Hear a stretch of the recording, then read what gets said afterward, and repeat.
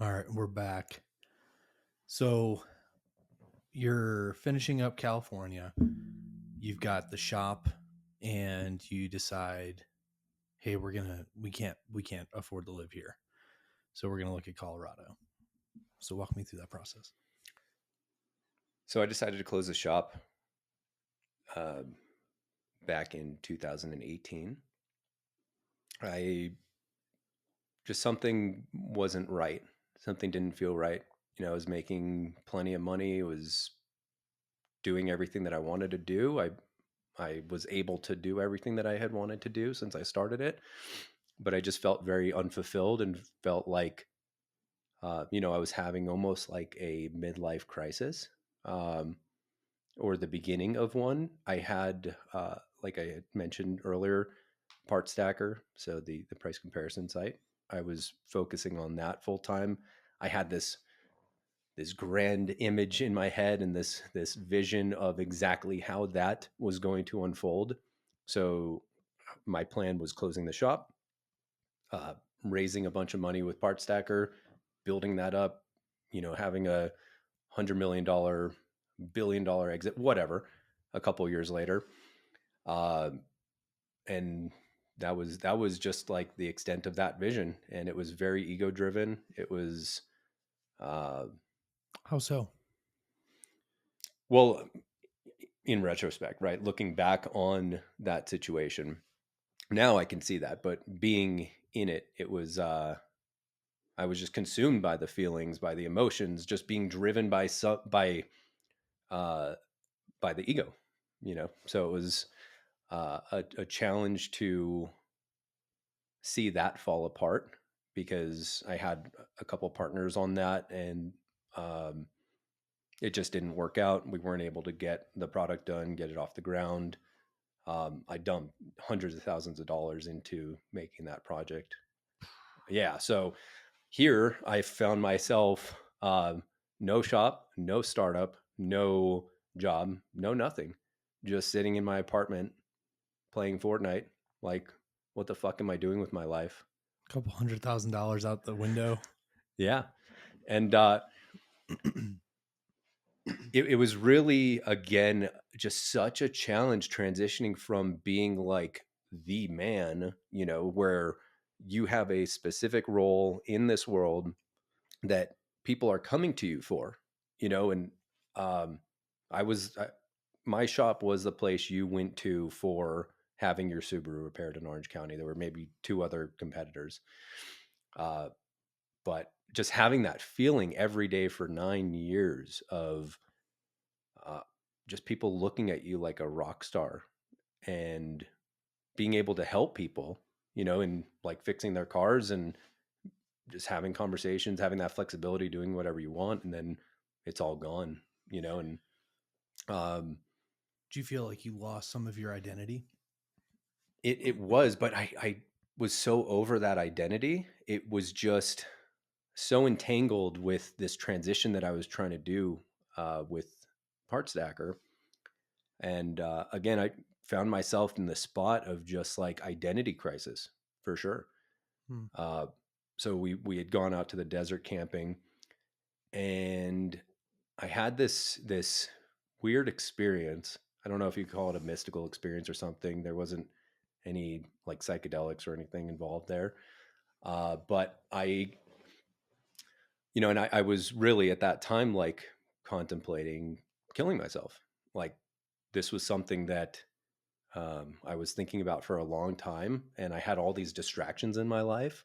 But this is the first time that I really didn't have any distractions, and I had the most vivid dream that night where I was standing on the edge of the canyon where we were like camping at, and I was about to jump off the cliff. It was like a huge, multi-100-foot drop.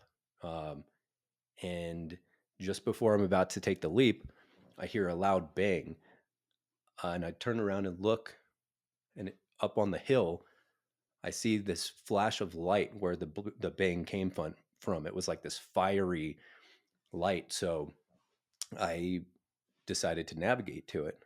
So I went up the hill in this dream, it took me, like an hour to get up the hill to the forest, and where the light was coming from. And I'm going through the trees, see this clearing in the forest, and there's this opening, and I see like this rotating, fiery ring, and I'm standing in front of it, and this ring starts talking to me, like the face of it. It's kind of like a Wizard of Oz moment, when Dorothy sees the wizard, and No. it's like this big face. So I see this big, fiery, smoky face, and um, yeah, it spoke to me, and it basically told me, like, for you to find your purpose, you need to uh, let it all go. You need to sacrifice it all. And it basically was calling me to go into the ring. So as I went into the ring, I saw. Have you ever seen the movie Interstellar? Yes, great movie. Yeah. So when they're going through the wormhole, Yep. so it's kind of like that. And on the outside of the wormhole, I was just seeing all of the frames of my life. Um, Mm.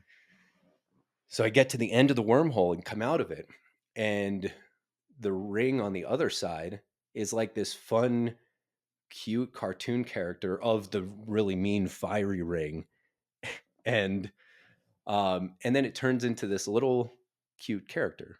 So it was like a little tiny lion thing. So it was anyway. It was so I went into this like Alice in Wonderland type of experience where I met these 12 different characters that represented like different archetypes, and they were all teaching me something. So it was, again, this very vivid, crazy dream.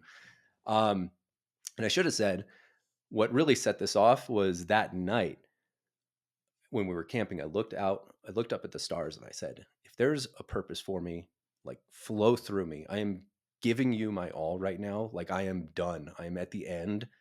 I'm stuck. I don't know what the fuck to do. Just flow through me. And just staring up at the cosmos, staring up at the stars, just in like you've been camping, the Oh yeah. sky, it's just so, so beautiful. And you just feel so connected and one with the universe. And I really called out to it, and that was its answer to me. And for the like when I woke up, I had this really faint feeling that it was almost like a thread that I just I kind of kept pulling on, and that's what I've been chasing or following this whole time, is that felt sense of purpose, of direction. It was very, very low resolution at first. And just as time went on, it's gotten extremely high resolution to now. Um, I feel like I know exactly what I'm here for and exactly what I need to be doing.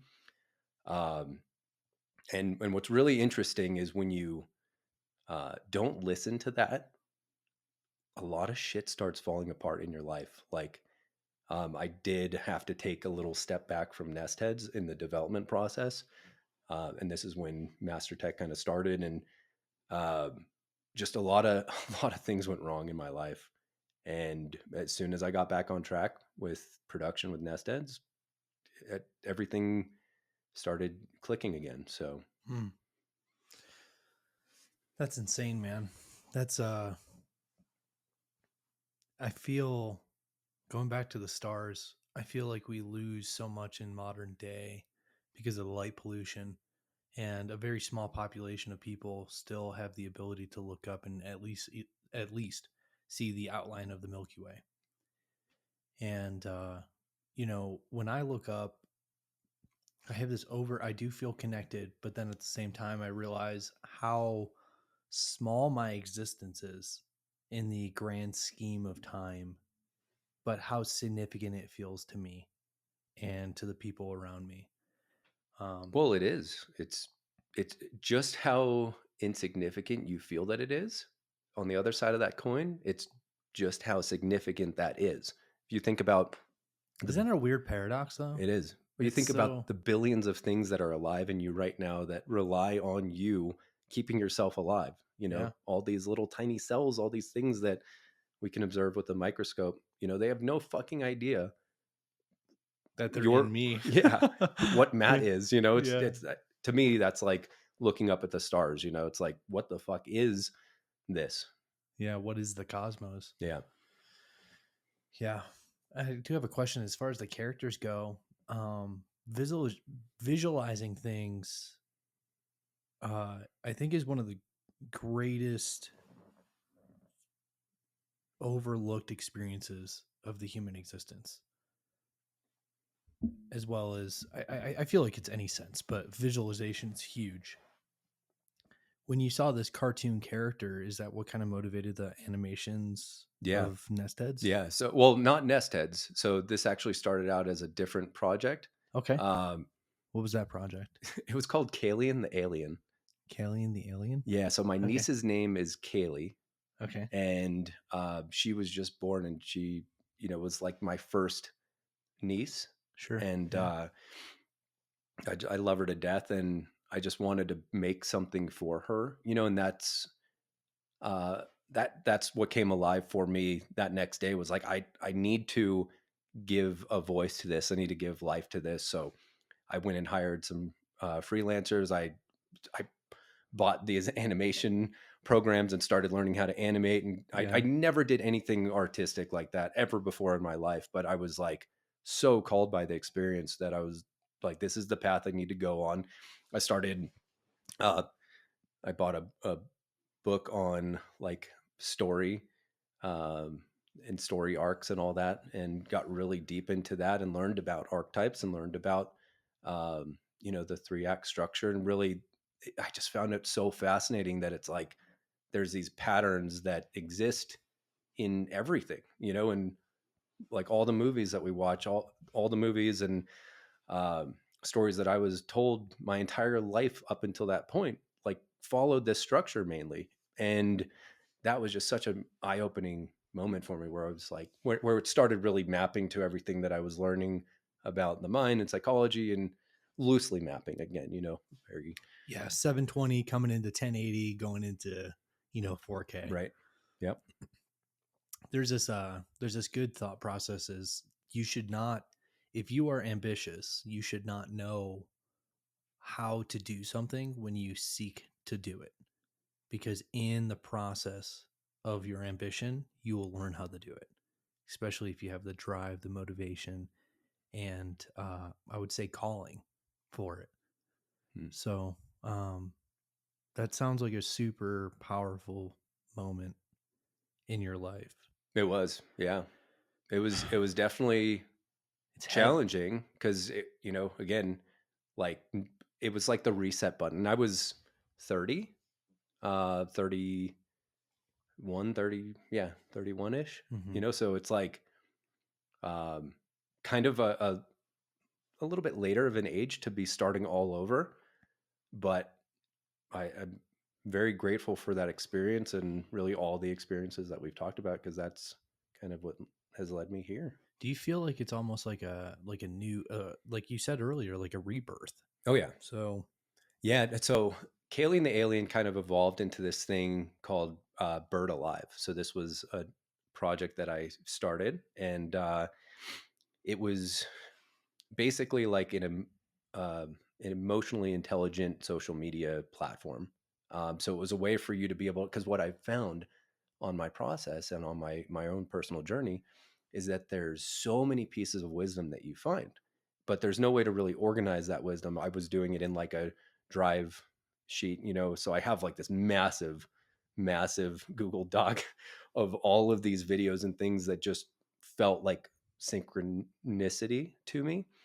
And but I didn't have a way to like share them with other people. And I, just knowing what I know about social media and how those are designed, like I felt like there was something that's very much needed, like an emotionally intelligent version of that.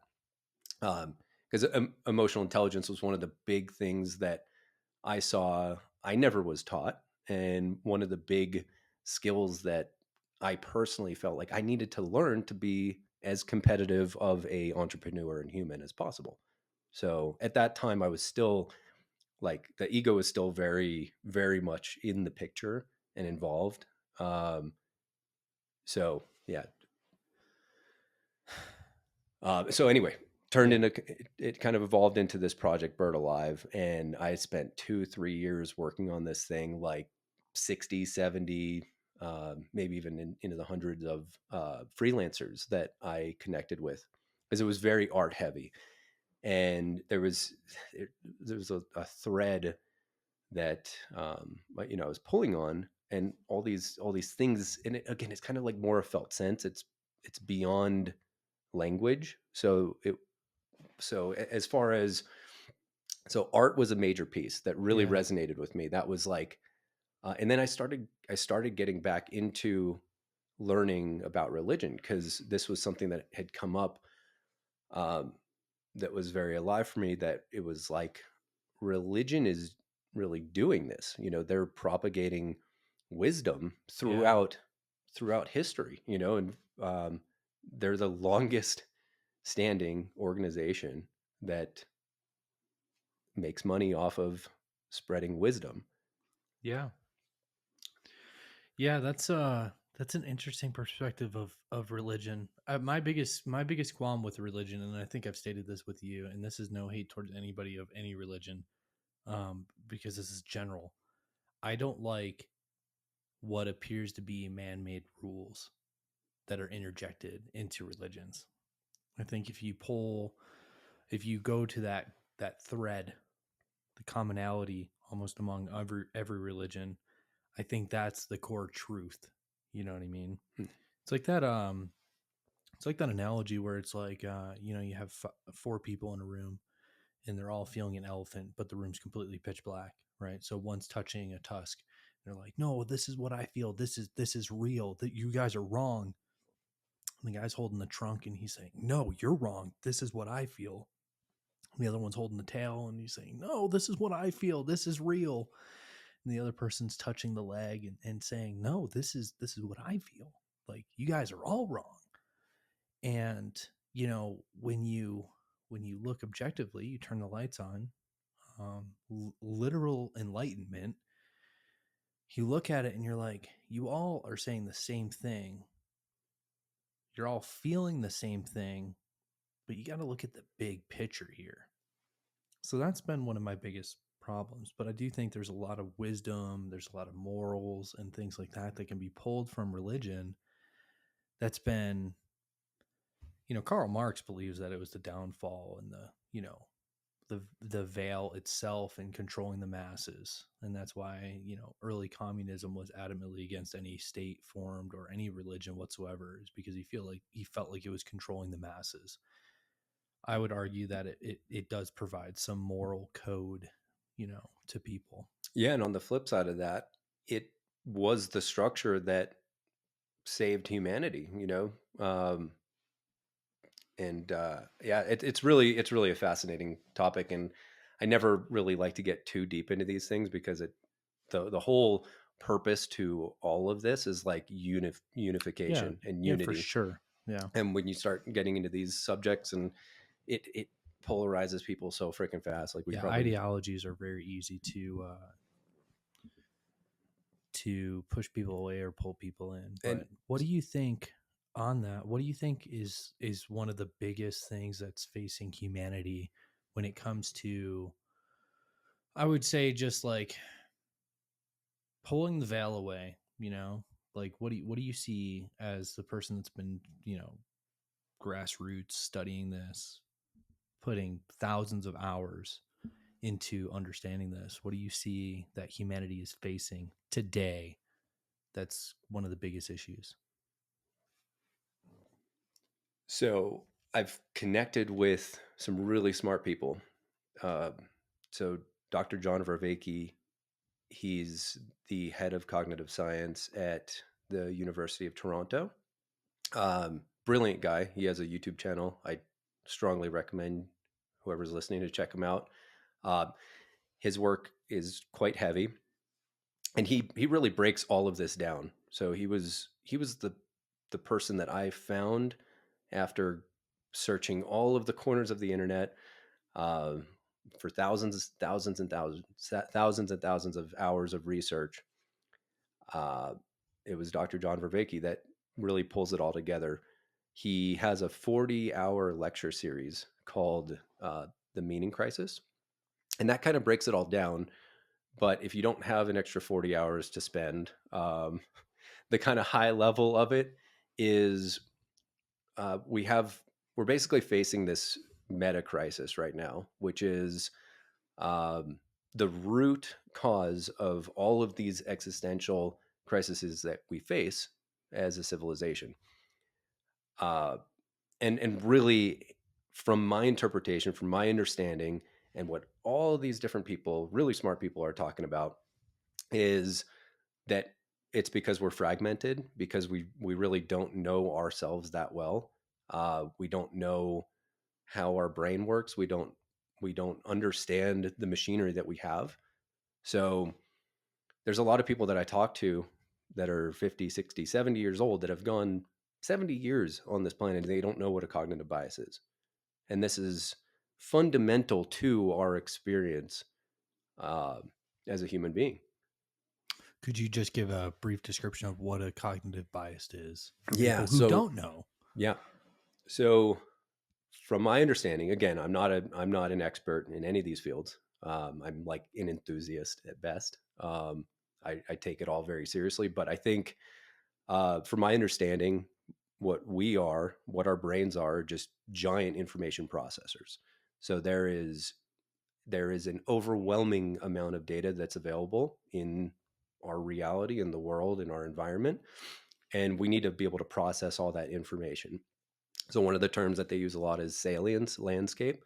So what's salient to you, what's relevant to you in the moment, is what you're going to pay attention to, and what's going to get prioritized. So again, there's all this background information that needs to get processed subconsciously.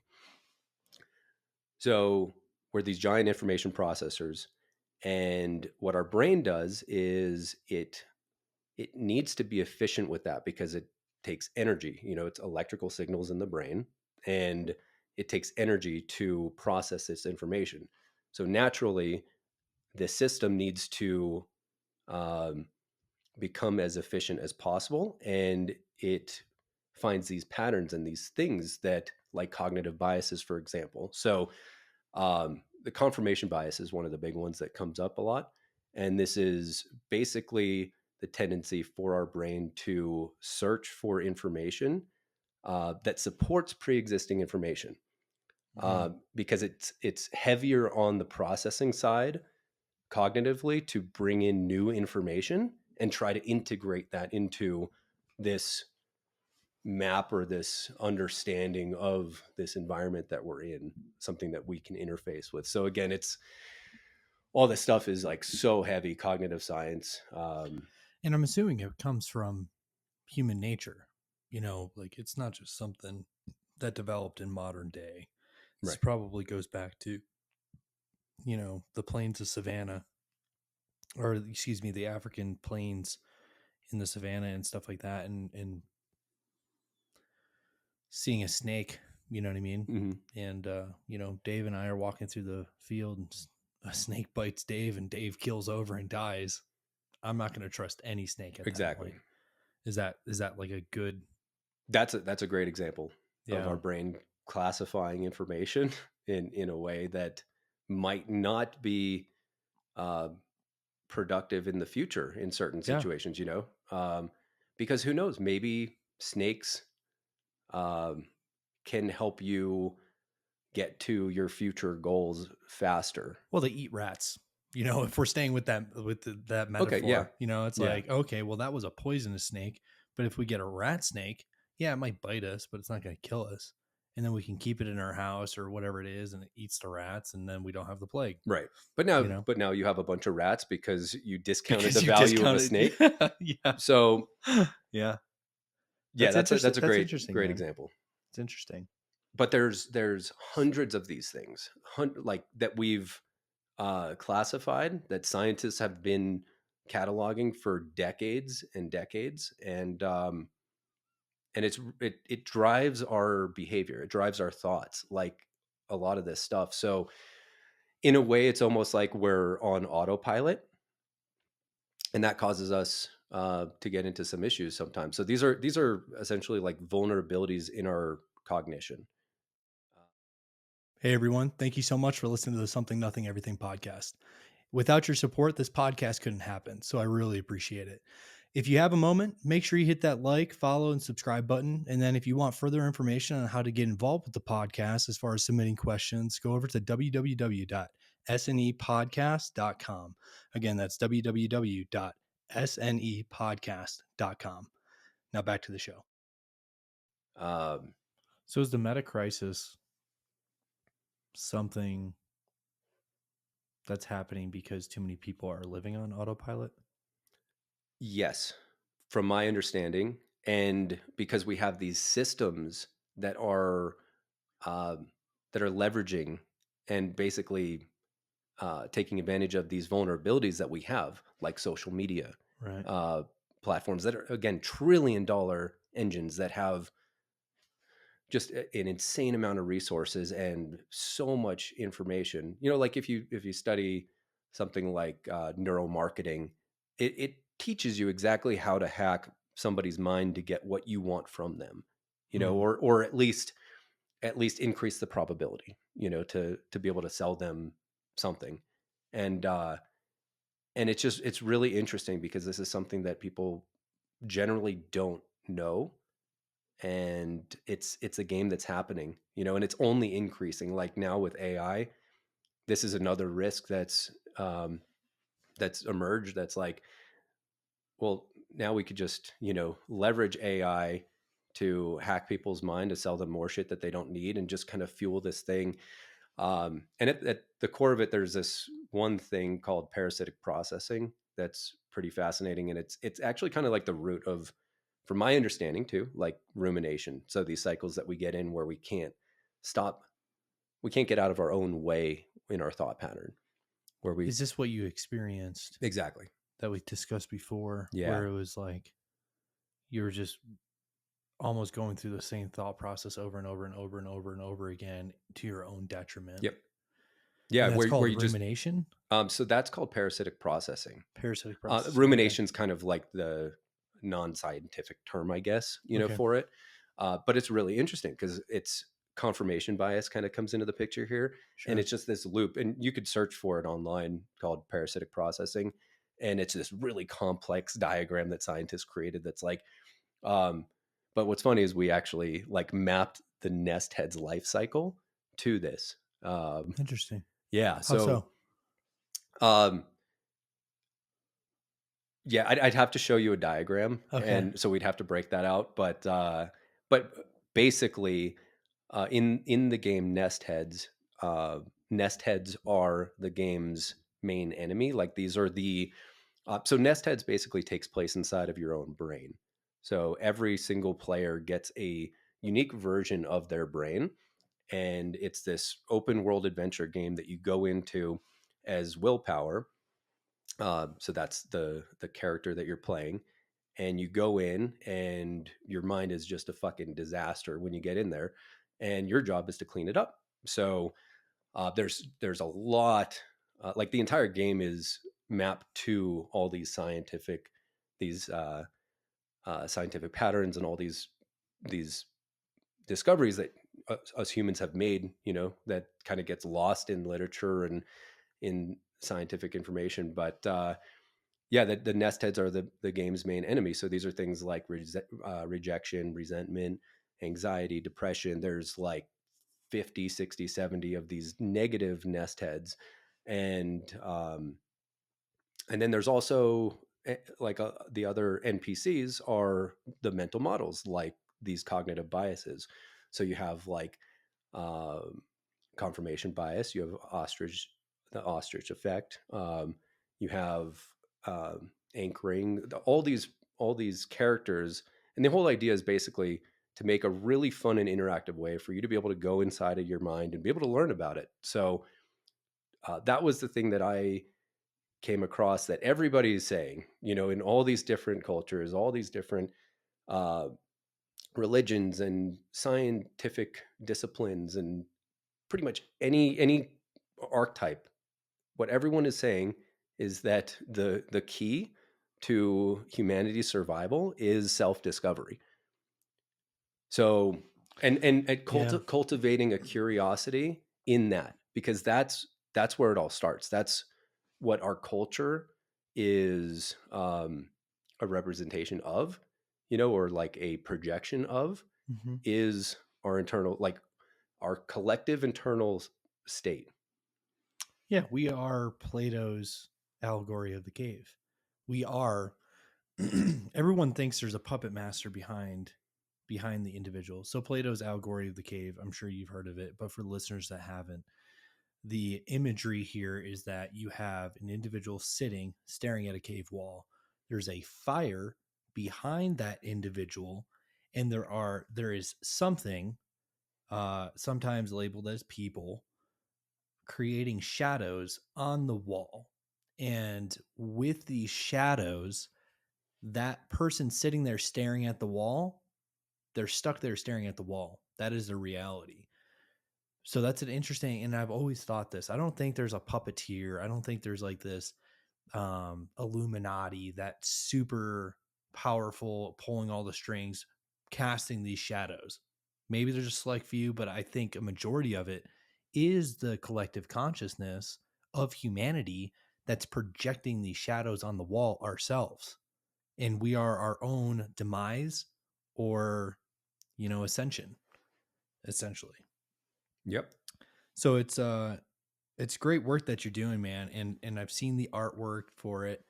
I've seen the map, I guess, is like literally the brain. Hmm. I've got to like, is the amygdala like super scary?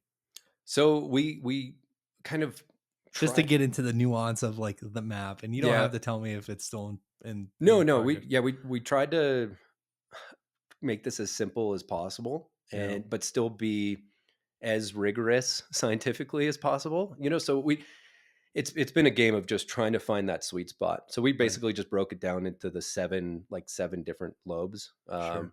So um, yeah, and it's been very interesting. There's a lot that's kind of gone into it. A lot. So with the it is your own brain when an individual's starting their profile or account. One, let's go with this. What is the platform? Are you going on mobile? You going on PC? Like where can we in the future play this? So it's going to be on every platform. So we're Okay. going to port to PC, to Switch, Xbox, PS4, all of them. But what we're starting with is mobile. Okay. So it's going to be on iOS and Android here 3-4 months. Oh, solid. Yeah, So we're in the final window, man. we are. We're home stretch, and And I'm excited because we've been talking. I've known you, I would say almost 2 years now. Cuz your daughter just turned 3. 3. Mm-hmm. Yeah, so 2 years. And for knowing you in the last 2 years, it's been and I've been bothering you about it. Like, Dave, when's this coming out? Because I want to play it. I am super pumped that there is a fun way to almost journal. You know what I mean?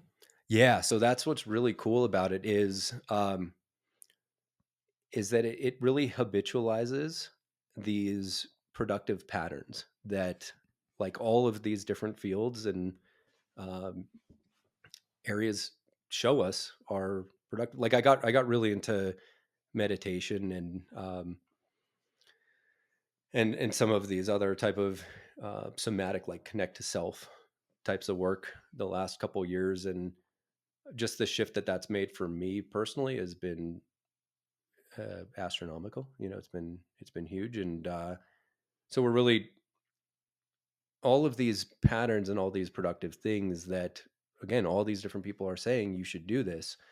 uh, we kind of baked into the game, because the problem is that it is challenging. Like journaling is one of the most powerful tools that we have as human beings, but uh, it's really hard to do it sometimes, and it's hard to get into that habit, and you fall off the wagon, and then you don't do it for a couple months, and you end up right back in the same spot mentally. At least this has been my experience with it. Right. And you start journaling, gratitude, like giving gratitude every day.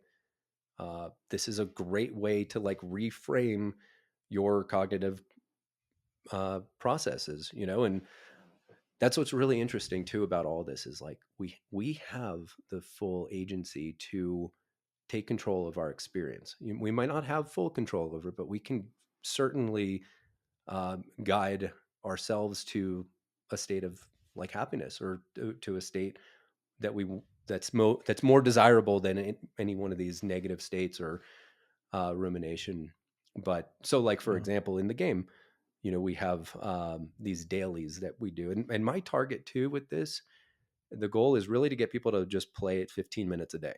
I think that's all that you're going to need to do, because there is something to be said about like this move that we've been making into the digital world, how people want to escape into a digital reality Yeah, it's because this like one, Ready Player One. right? Like we are full send, pedal to the metal. Like let's get into a virtual reality where I can.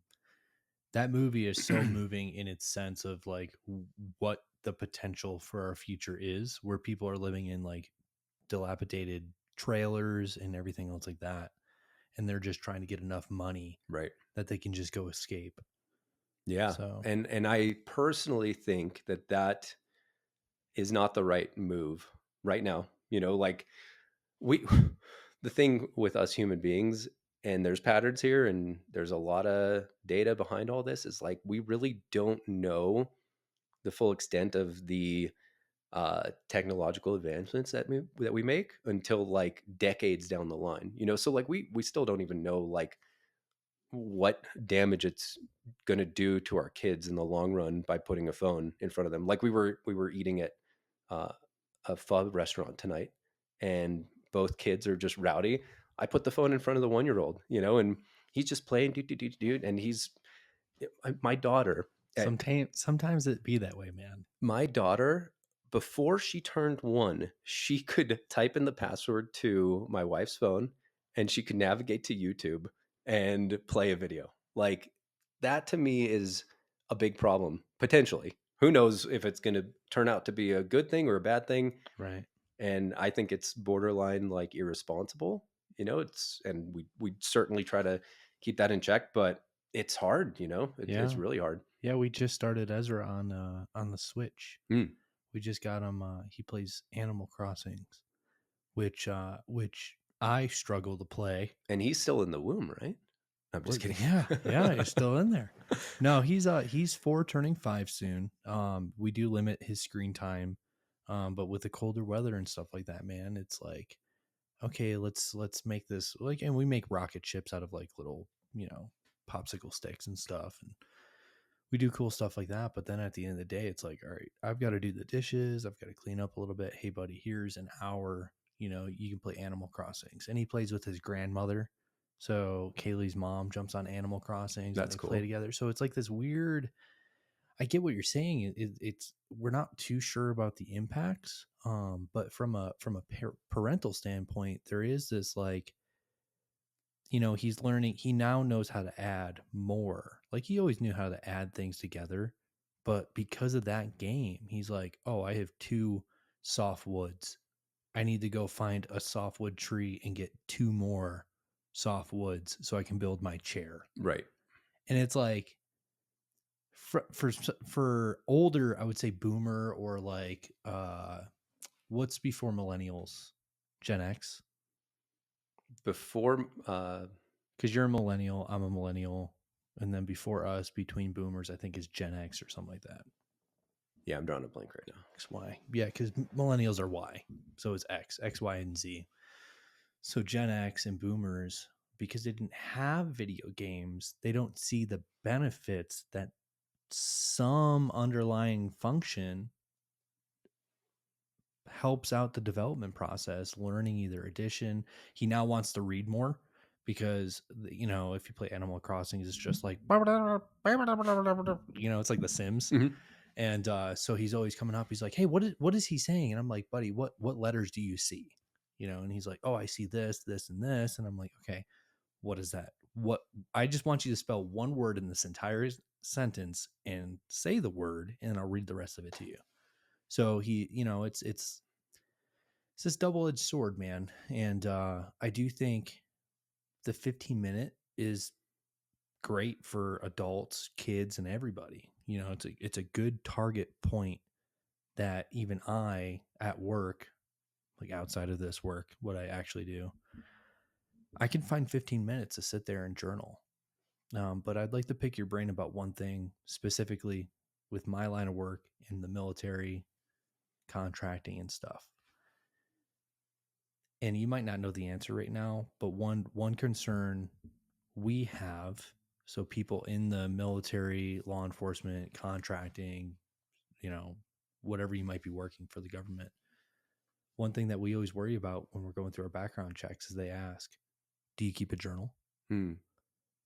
And so I remember the first time I was ever asked that when I was 18, getting in the military. And I was like, nope, don't have one. Because I didn't, I mean, I had a high school one, but it was like long burnt. You know what I mean? Like, talk about girlfriends, dates, and stuff like that. And literally took a lighter to it one day, burnt it, and threw it out in a ditch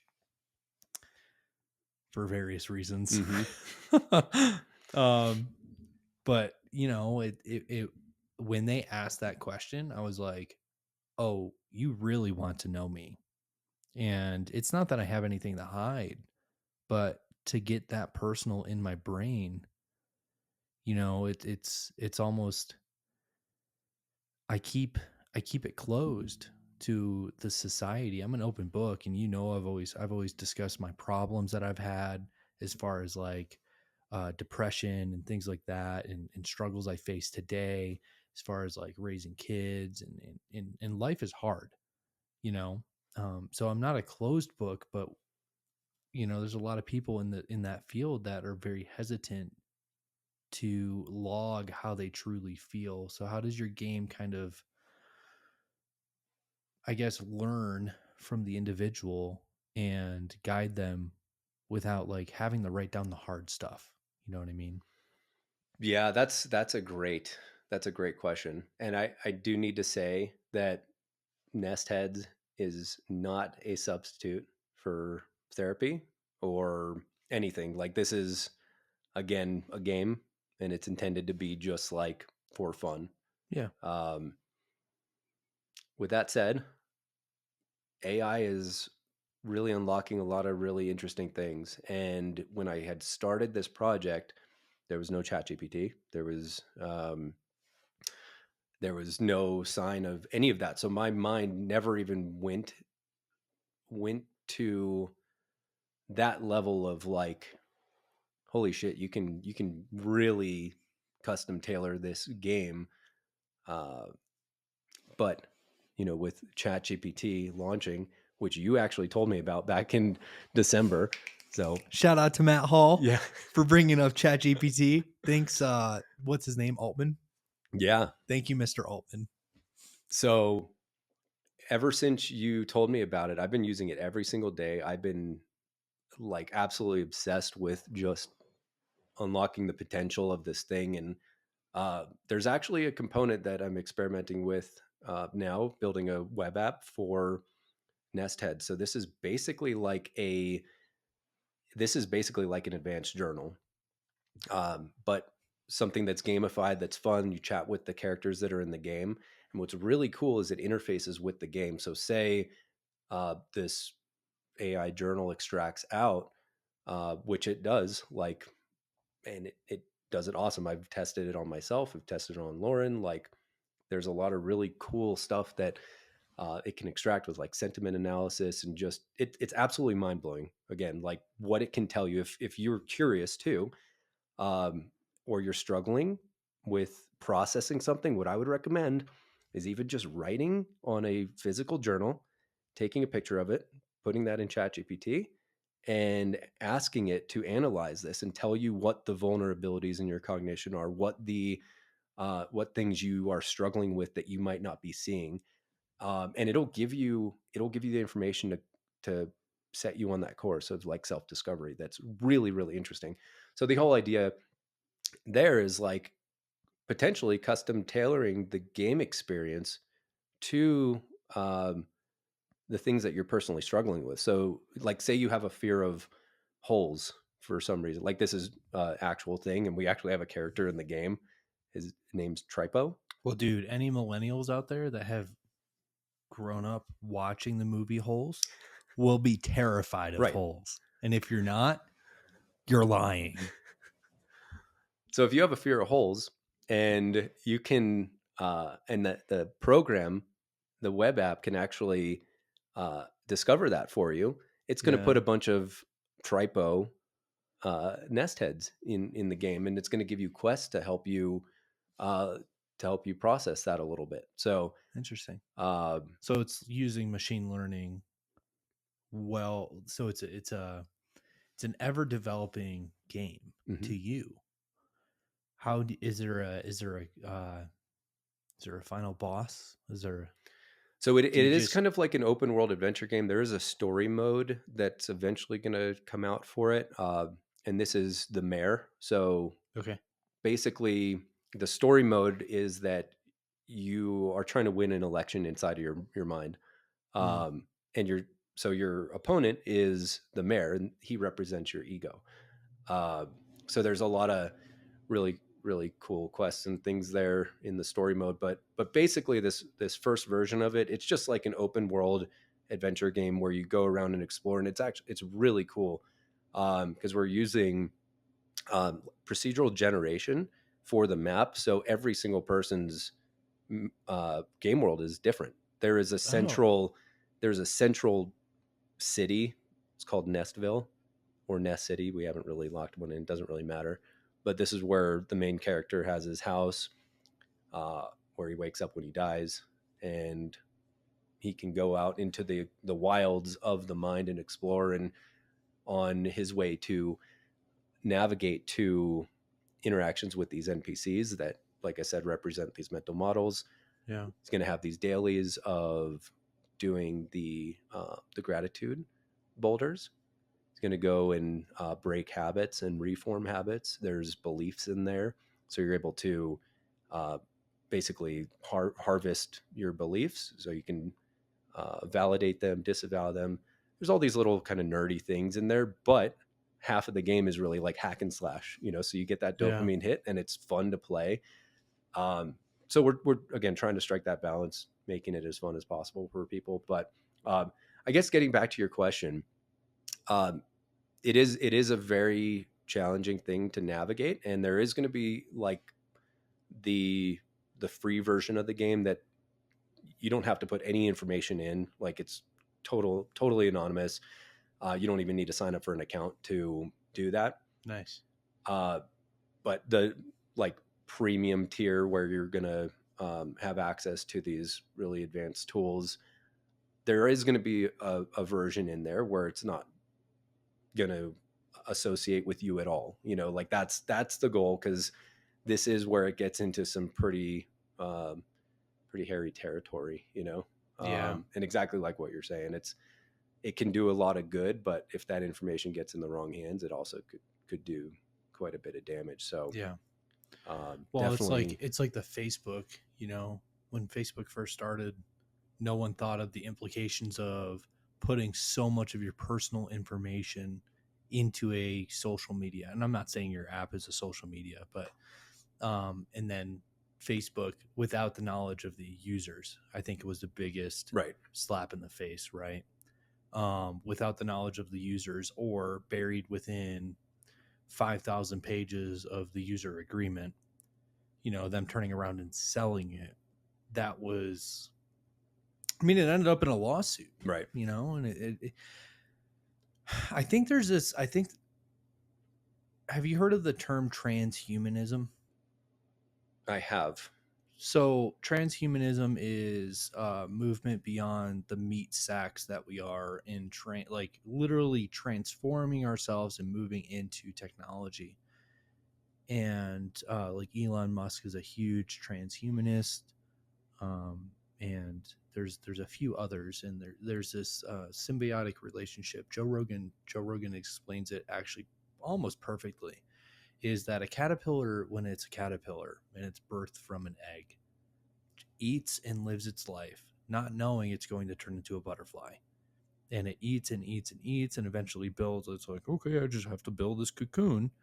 And then from that cocoon comes a beautiful butterfly. And Joe Rogan explains it like the human race, so not just an individual caterpillar, but the race of humans. What we're doing is we're building this cocoon of technology around ourselves. Fingers crossed, we come out beautiful and not Frankenstein, Yeah. Not to say your app is pushing one way or the other, because talking to you, it sounds like it's kind of neutral, man. It can go either way. And like we said earlier, we never really know where technology might lead us.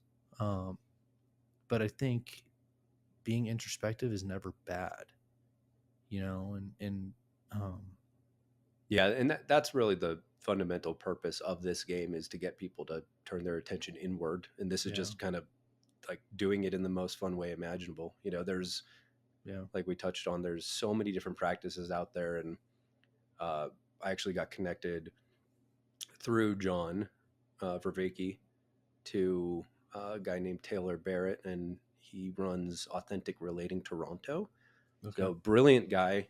He's actually a software engineer, and he does a lot of practices that are connecting you to yourself and really teaching you like how to really zoom out and go through these different um, frames and be able to break your frame. And it yeah. and the year or so that I was working with him and doing those practices, that's where I was the most happiest. That's where I felt the most alive and the most connected to this world and this reality, to everybody else. And as soon as I stopped those practices, things, started like uh, falling apart a little bit, and it's, I can't stress the importance of like connecting with yourself. There's these different practices, like just the noticing game, for example, is one where you and I could just sit here and we could have so much fun with this, but you just sit and you connect with your body. You just, what am I noticing right now is going on in my body? Like when I'm doing this, it's like, I feel tingling in my toes, yeah. and that's the noticing game that I've played, where it's like it's almost a meditative like walkthrough of like notice the tingling in your toes, Hmm. bring it up towards your calves, and it goes to your thighs, to your belly. Now I'm turning into AMSR. Hi, this is the Something Nothing Everything podcast. And today we're going to be lulling you to sleep. We No, actually but sponsored this AMSR. yeah, And exactly. she's like awesome. I don't know how she doesn't have like billions of subscribers. That's the thing that's like, just going into the human psyche of this meat sack, right? Like at the end of the day, talking to Will Frazier, it was really interesting to see how cognition turns on and off. We are just, like you said, electronic signals going within our brain. And it's interesting how stimulus is, because your game is a stimulus towards our brain, can help program it to do things differently. And I would say the do things differently is breaking us out of that veil. You know what I mean? It's walking around in, a blindfold and slowly kind of like for 15 minutes a day, like going like, oh, okay. And I think inevitably what's going to happen is that 15 minutes, even if it's not time correlated in your game, that 15 minutes is going to compound, where people spend 15 minutes and they're like, wow, that was, my day was really stressful, but that 15-minute lunch break that 30-minute lunch break that I had, and the 15 minutes that I spent playing this game, that was the most moving moment of my entire day. How can I bring that to my life? And so they play your game a little bit more, and then they start pulling these little nuggets from it. And at the same time, you're almost like hardwiring their brain to be more appreciative and self-aware. I think it's huge, man. I think I appreciate our friendship so much, and I can't tell you enough how much, even though it retrospectively thinking back to it, it's kind of funny. Like, hey, do you want to be my friend? Can I have your phone number? But just getting to know you, man, and your drive and desire to help people.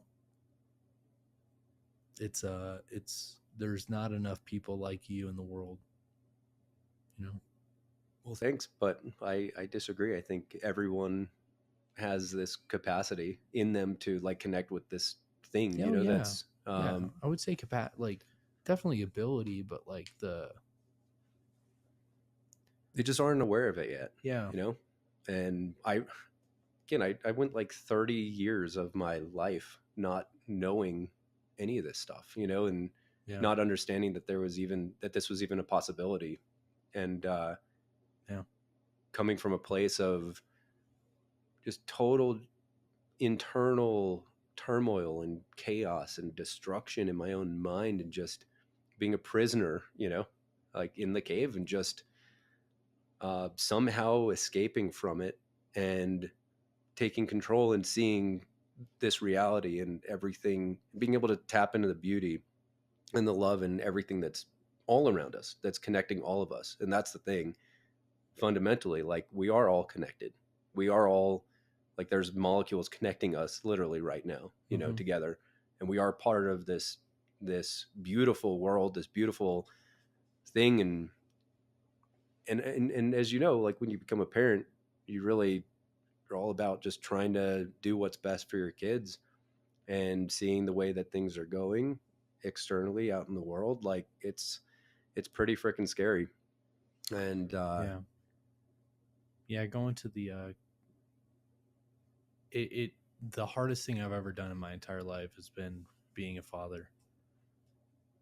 You know, being a husband, and then when I had kids, because being a husband, it's like you no longer care about yourself, but you have a dedicated unit that you have to care about.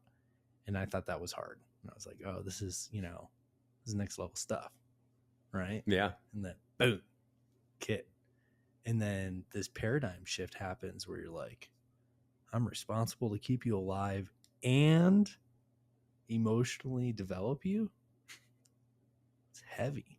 It's like it I'm still figuring my shit out, let alone trying to teach you. I would say like, and I know you said your app's not a you know substitute for therapy, and I respect that a lot. I would say like, even if you don't think you need to go to therapy, never hurts to go. The hardest part for me was to walk in that. I literally I'm an objective person. I'm like, you give me an objective and I'll go do it. So one day I was sitting there with my wife and she looks at me and she's like, I think you should go to therapy. And I was like, I'm not too sure about this. I don't think I need it. And she's like, just go sit in the chair. Because she knows me pretty well. She's known me for over 10 years. Well, we're going on 10 years now. So she looked at me. She's like, go sit in the chair. And I was like, what are you talking about? She's like, don't say anything, but I want you to walk through that door, go sit down in the chair. You can sit there for the entire hour and not say a single word. I walked in there, and uh, part of my experience was I didn't cry. I didn't feel sadness for about 4 years of my life. mm, And, people think that, oh, let me ascend to happiness and I will be happy all the time. But when you don't have the experience of sadness, the feeling of non being human, like going back to the 4 years of my life, I think of how disconnected I was to the human experience. And from an external view, people looked and they're like, oh, he's just happy all the time. That's what I want to be. I want to be happy all the time. Oh, he just went to this crazy call, where X, Y, and Z happened, but he's still happy. Like, I want that. And at the same time, internally, I was like, I just want to cry. So that first therapy session, I walked in there, sat there for 5 minutes, and the therapist looked at me. I'd give him a shout out, but I don't know if he wants his name mentioned, but still go to him every other week. And, he looks at me 5 minutes in, he's like, we can do this. We'll just sit here together. And when he said that, like, I don't know what happened, but it was like waterfalls, just started crying. And, it was a great experience. But what I'll say is, if people don't think they need to go, just go sit in the chair, see what comes up. yeah. I think your app will help too. one thing that's really interesting, and from my personal experience and just from studying all these different people, is human beings are really, really good at taking the unwanted stuff, like the negative feelings, the negative emotions, and just stuffing those somewhere, and Yeah. putting them in the dark. And that's what's really interesting about like Carl Jung's work, and with like shadow work and the process of individuation, is that like all of this stuff that you bury and put somewhere else, like I was doing every time I'd go racing or go gambling or go drinking or whatever, that was just helping me be able to do that. It was like, oh, I can't take all this shit, I'm going to go 160 on the freeway right now, like really bad shit that's not Yeah. good and very regrettable. But the problem is that that shit comes back up at some point in your life. Like you're having a conversation, and you get triggered somehow, and then you have this huge blow up. And I'm sure you've experienced this many, many, many times. You had to have in your line of Hmm. work, where it's like, where did that come from? Um, and so once you really, like, if people cultivate a curiosity for this type of work, you really start learning so much. And I personally just think it's the coolest shit ever to be able to like understand how to control your experience Yeah. more and have more agency in your own life. um, yeah, Carl Jung's work is fascinating, and the individuation process actually synchronistically like maps to what we're doing in Nestheads. What we're really doing is shining light on the unconscious, like illuminating the unconscious, because at the end of the day, like these are just things inside of our own mind. These are literally like just signals in our brain that are wrapped up with emotions and all this complex shit. But it's like just by naming it, like they say, name it to tame it. That's something Yeah. a lot of therapists say. But just by illuminating the unconscious and going through this individuation process, um, it gives you that control over it, and Yeah. gives the voice. Otherwise, these things, these negative emotions, these negative feelings, these things that we bury, they are going to come out, and they want to be heard for some reason. They want attention. It's something that needs to be reconciled in you, that you haven't done yet, and the sooner you do it, the easier it is. And yeah, if not, it'll just really destroy your life. Yeah, that's the work of a lot of therapy is like, okay, how'd you feel? Because they always go with feeling, right? Because the human brain processes events in feeling, auditory, visual, and things like that as well. But it turns it turns into processable in our brain when we start naming it. So a lot of the work I've done with therapy is sitting down and like, okay, let's talk about how you feel, and let's start talking about it. And that way we can give a narrative to it, right? Because if you're lacking that narrative, your brain does some wild stuff to you. And it's I don't know if it's self-preservation, if it's just the human experience of like suffering, but it does some interesting things that you don't think it should, you know. And you're sitting there in your own, you get stuck in that loop, Yep. and you start grinding yourself down to the ground. um yeah, I like I said, man, I think I'm excited for this app. I'm excited that it's coming out soon. I'm like I said, I've been chomping at the bits for the last 2 years to get my hands on it, because you know me, and I'm an avid gamer. Yeah. And but what else do you want to tell, you know, about Nestheads? What's the future look like afterwards? This has been like your Everest, I would say. At least hearing about your personal life story, and I would say it's the end, right? But like definitely a mountain to conquer, Yeah. and a journey. Not saying you're just rushing to the top, but like a journey throughout. So once you hit that, what's next? That's a great question, Matt. I personally just am really enjoying the process of it.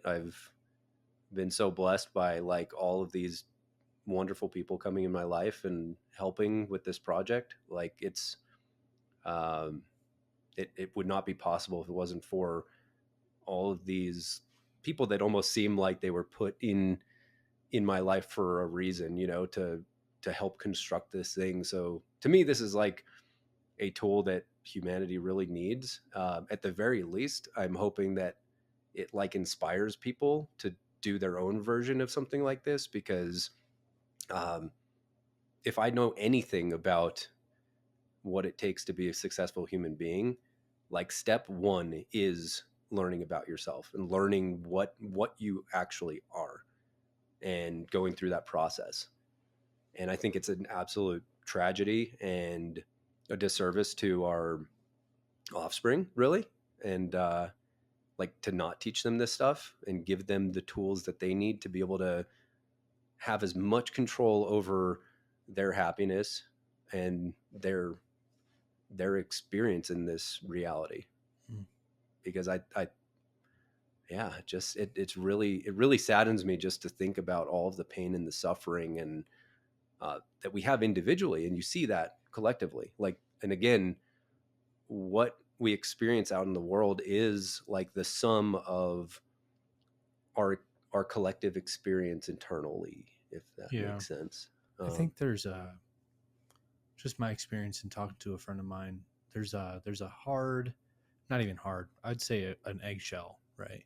People put an eggshell around themselves, and that's what they project to society. And inside, it's just a soft yolk that's, you know, super malleable and all this other stuff, but it might have some trauma, right? But to the exterior, it's like, oh, this is a solid object. Mm. This person has it together. And more often, I've experienced that. You know, I grew up in poverty, and I grew up in a trailer park and stuff like that. And I think we've talked about my past a little bit offline. Since moving to Castle Rock, it's I've experienced more of this where people put this hard exterior together on the outside, and you're like, well, is everything okay? Mm.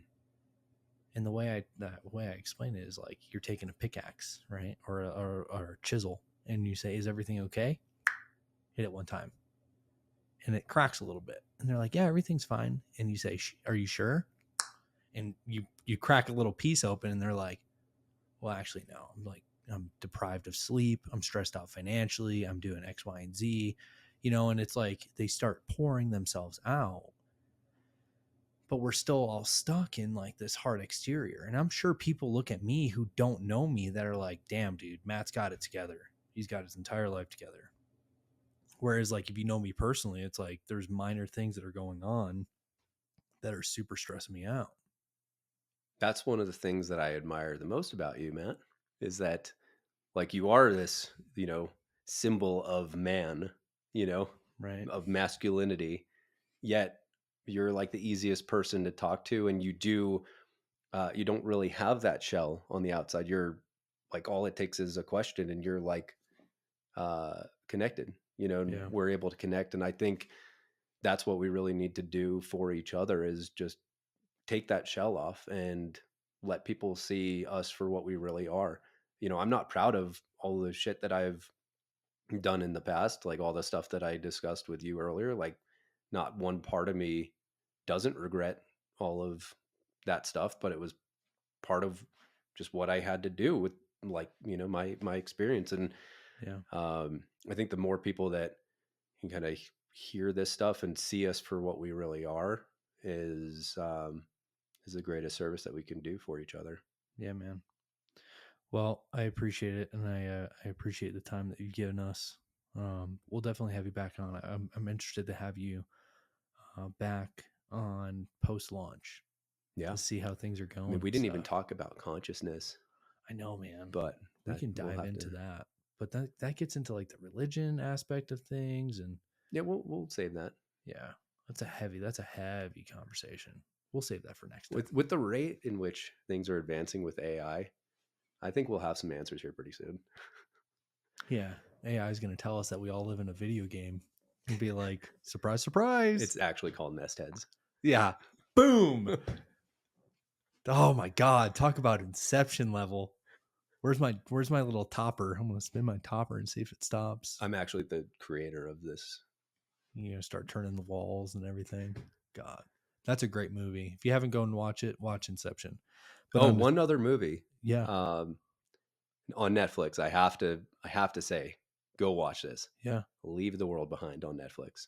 Oh, that just got released. Yes, Is it good? it's phenomenal. The cinematography and just Okay. everything's. I was very drawn to it, I'm and not gonna watch it tonight.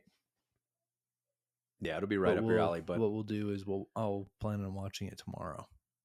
yeah, it. Love, Death, and Robots. Oh, that's another one. Yeah, It's another great series. Yeah, we can go on. We can make a whole episode about reviewing Netflix shows. yeah. But Definitely watch Leave the World Behind. Trust me. I've got a list going, man. No. Put this to the top. Oh, I It will. it actually talks Yeah. about like it's really big on like cyber terrorism. Transhumanism. Oh, okay. Yeah. Right on, So man. it'll be right up your alley, and just it really digs into like the potential problems of us being so polarized, and just Yeah. like if something like that happens. So I don't want to spoil anything, but No I just spoilers. absolutely love that movie. Right on, man. Dave Forman, I appreciate you. I appreciate, like I said, time is the most valuable resource that we have. So I appreciate every single guest that comes on and every listener that tunes in. Um, we'll have you back on. This is where I do my little spiel about going to snepodcast.com. Make sure you go over there and sign up for the First to Know newsletter at minimum, because then you get a heads up of who's going to be scheduled for the following month or the next month. And you can submit your questions, topics that you're interested in, stuff like that. And it's super, super helpful for me, your host, to kind of hear from you and let me know what you want to hear. If you don't want to sign up for that and you still have thoughts on the podcast, you can always just shoot me an email. You can go to the contact us page on the snepodcast.com. Again, that's snepodcast.com. Thanks, everybody.